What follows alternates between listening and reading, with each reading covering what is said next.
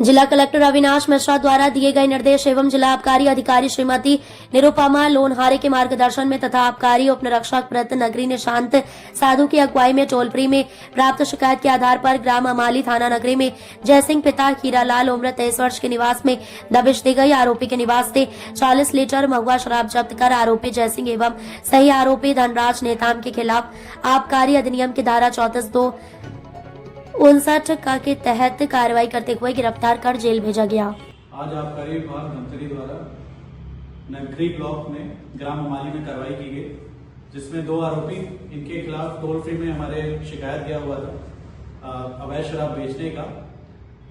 ये जय सिंह है, ये मुख्य आरोपी है, इनके खिलाफ शिकायत दिया हुआ था।